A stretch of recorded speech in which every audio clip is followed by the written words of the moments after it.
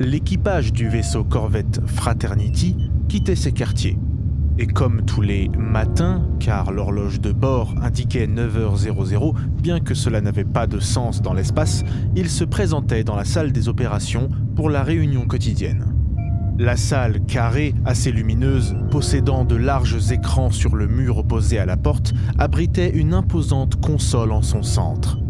L'équipage s'en servait pour afficher des documents, des plans et faire des simulations en 3D. Killan Trace, le médecin de bord, engagea rapidement la conversation. Loin de moi l'idée de lancer les hostilités dès le matin, mais qui a laissé son linge sale dans le conteneur? Il essuya le regard désintéressé des autres membres de l'équipage alors que Skylar Camden, le chef de la sécurité, naviguait entre les chaînes Vision dans la recherche du journal d'information. Je vois. Bon, parce que déjà la machine à café fonctionne plus, donc je commence à en avoir assez de vos conneries là. Skylar s'arrêta sur un reportage en cours avec un bandeau d'informations indiquant « Le satellite Nereus, victime d'une attaque terroriste ». Les équipes de secours du FSG sont encore en train de fouiller les décombres et sortent de nouvelles victimes tous les jours. Le bilan est catastrophique. En effet, 97% de pertes humaines sont à déplorer sur cette petite lune de Silurion. D'après les caméras et les témoignages des survivants, l'attaque d'envergure aurait été perpétrée par le groupe anarchiste se faisant appeler le groupe Cyclone. La raison de cette attaque dévastatrice est à ce jour inconnue. Mais pas d'inquiétude, l'Alliance fera tout pour qu'il soit exécuté. Des images de personnes pouvant faire partie de ce groupe terroriste superposaient celles de carnage, de décombres et de rescapés interviewés. La fréquence à contacter pour fournir des informations à la FSG, les forces de sécurité galactique, s'affichait également. Des terroristes. Décrits par les corporations, en effet, ce sont des terroristes. Toutefois, leurs dessins, nous ne les connaissons pas. Ce groupe vous dit quelque chose? Pas du tout. Anatole, le pilote, était un homme augmenté. Il avait perdu plusieurs parties de son corps qui avaient été remplacées. Du côté droit, 2 doigts, son épaule, son triceps et sa cuisse étaient robotiques. Ses 2 yeux étaient bioniques. La seule personne restant insensible à la discussion en cours était Nelsie Grant. Elle se tenait à l'écart des autres près de la porte, dans une armure de combat légère. En tant que mercenaire et officiellement garde du corps du vaisseau, il était habituel qu'elle soit silencieuse. Pour elle, il n'y avait pas de place pour l'émotion, seule la raison et la logique comptaient. Et toi, tu connais Cyclone? Je connais de nom. Ils sont censés avoir été démantelés il y a de cela plusieurs années. Il me semble que la FSG les avait arrêtés. Ah vraiment? Et qu'est-ce qu'ils avaient fait? Bah, c'est des pirates. Il y avait une grosse enquête impliquant les forces de sécurité galactique et la division Eclipse. L'un ou l'autre est parvenu à attraper le dirigeant de ces terroristes et on n'a plus entendu parler d'eux. Les pirates. Je ne pense pas qu'ils soient en mesure d'organiser des attaques aussi importantes. Mais surtout, je vois pas à quoi ça peut leur servir. Pour réussir une attaque d'une telle envergure, il faut soit beaucoup de monde, soit un plan très élaboré. On ne monte pas une opération comme celle-là pour voler quelque chose. Tout ce bordel n'est pas nécessaire. C'est peut-être pour se faire remarquer et annoncer leur grand retour. Là, on reçoit des informations de la part des corporations. Donc, qui sait? Ça cache sans doute plus de choses que ça n'en dévoile. La porte de la salle des opérations s'ouvrit et Loki, l'aide de camp du vaisseau, petit robot planant possédant 2 bras et un œil unique, fit irruption dans la pièce. Ses mouvements hésitants le firent se cogner dans la console ainsi que dans l'une des parois, puis il se présenta au capitaine après avoir fait un tour sur lui-même. Bonjour, capitaine. Je viens au rapport du matin. Nous sommes actuellement en orbite géostationnaire autour de la planète Nionov dans le système de la Salamandre. Les caisses sont vides et le niveau de nos denrées alimentaires est au plus bas. Je me suis occupé des réparations du système de navigation qui était défectueux et... Diagnostic.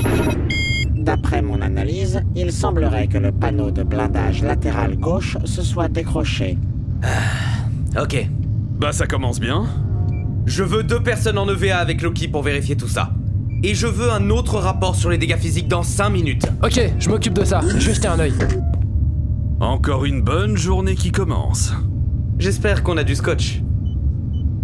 Cette dernière mission nous a coûté cher. Je propose que nous nous rapprochions de la station spatiale du coin. Et qu'on voit si on peut y dégoter un contrat au plus vite. Si on continue comme ça, on va finir à l'extérieur sans combinaison. Je pense que vous n'appréciez pas le vide spatial plus que moi. Tout l'équipage savait qu'il ne possédait aucun moyen financier pour effectuer les réparations. Du temps avait passé depuis leur dernière mission et le vaisseau tombait en ruine. Nelsie se tenait devant le hublot et contemplait le système double dans lequel il se trouvait. 2 étoiles se tournaient autour, derrière une énorme planète, Nionov, globalement teintée de vert. La deuxième planète de ce système, Morix, n'était pas visible, mais Nelsie savait qu'il s'agissait d'une planète désertique. L'écran principal s'alluma et un logo représentant 2 serpents noirs entrelacés sur un fond vert clignotait. Il indiquait une communication en attente. À la vue de ce logo, que tout le monde reconnut comme appartenant à la corporation Anguis Biopharma, Killan Trace, le médecin de bord, s'éclipsa. Oh, c'est le moment de faire ma sortie. Oh, c'est dommage. Hein. Allez, tiens, à tout à l'heure. Tous les membres de l'équipage ne connaissaient pas exactement son passé. Ils s'étaient contentés de dire qu'il avait travaillé pour eux et qu'il était recherché. Ils sont dans le coin. Qu'est-ce qu'ils foutent là? Le capitaine Ichiro ouvrit la communication. Il pouvait alors être vu et pouvait en retour voir une femme portant des lunettes, à l'air sévère, en costume, avec des cheveux noirs attachés en chignon. Début de transmission. Bonjour madame, ici le Fraternity. Que puis-je faire pour vous? Bonjour capitaine, je me présente, Dr Lorla Onyx. Je suis l'une des représentantes de haut rang du groupe Anguis Biopharma. Je vous contacte pour vous proposer un contrat. Très bien, de quoi s'agit-il? Notre bâtiment Largus ne répond plus, et une cargaison nous appartenant se trouve à l'intérieur. Puis-je avoir plus d'informations sur l'emplacement de ce bâtiment? C'est tout le problème. Le navire a été dévié de sa trajectoire, et se trouve d'après le dernier relevé quelque part dans la ceinture nulle, où nous n'avons aucune force permettant de le récupérer. Je vois. Pourrais-je avoir l'ensemble des informations sur l'équipage de ce vaisseau? C'est un vaisseau de classe Pégase, composé d'un équipage d'une vingtaine de personnes. Il transportait notamment toute une catégorie de caisses destinées à différentes planètes. Ravitaillement médical. Votre mission consiste donc à retrouver cette cargaison et nous la remettre. Je précise que son contenu ne vous regarde pas et que nous savons juste que le navire a été dévié. Je transfère ce que nous savons à votre aide de camp. Comment s'élève le niveau de sécurité du bâtiment? Très simple. Le vaisseau n'est pas armé. Quelles sont les dernières informations communiquées par ce vaisseau avant la perte? Le bâtiment était en transit depuis le système Orphée vers le système de la Salamandre et a été dévié à quelques années-lumière de ce système. Étant donné que vous êtes assez proche de la ceinture nulle, nous nous dirigeons vers vous pour résoudre ce problème. Vous serez grassement payé à hauteur de 100 000 crédits et en fourniture médicale. Ah ouais, quand même. Je voudrais formuler une demande, Madame Onyx. Notre vaisseau a un problème actuellement.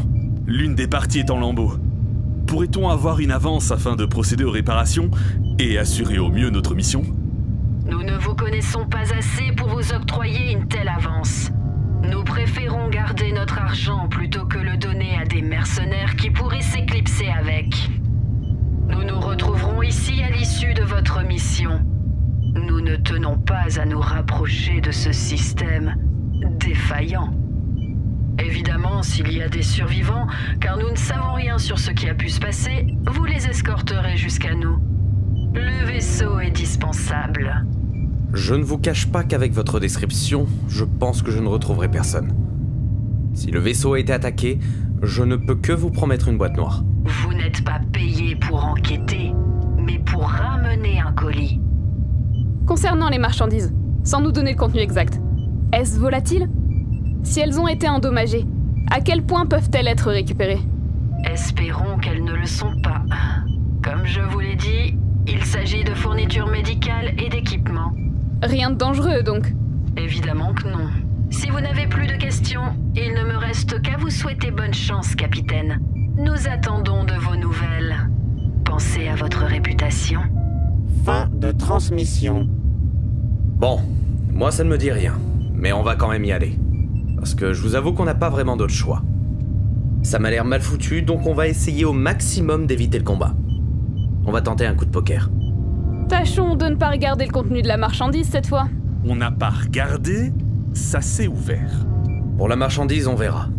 Si c'est quelque chose qui peut nous poser des problèmes dans le transport, on l'abandonne. Mais on a quand même besoin de ces crédits. Oui, mais je ne veux pas qu'on ait plus de soucis. Ce qui m'importe surtout, c'est de voir s'il y a des survivants.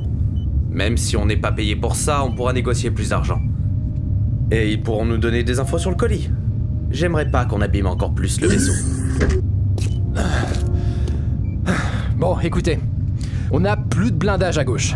Ça va tenir, mais si on se fait prendre à partie par des pirates, on est foutu. Malheureusement, on va devoir éprouver ce vaisseau à nouveau. Mission de sauvetage de marchandises. Bon, rien de très compliqué, hein? Killan, vous avez entendu la conversation? Oh oui, j'étais derrière la porte. Hein. Je tiens pas à ce qu'il me voie, c'est tout. Des informations sur ce que vous avez entendu? Je connais la fille. Elle est compétente, ambitieuse, elle a peu de recul. Mon domaine, c'était la recherche sur la faune, hein. Je fréquentais pas ces gens-là. Et elle? Quel est son domaine? C'est la dirigeante, voyons. Oui, c'est la PDG d'Anguis Biopharma. Pour que ce soit elle qui vienne en personne vers des mercenaires, c'est bien plus important qu'elle le prétend. Je m'en doutais, mais... à ce point-là... Une fois dans la ceinture nulle, je ferai une sortie rapide avec mon escadron pour voir ce qu'on peut trouver. Tout le monde en place. Nous partons.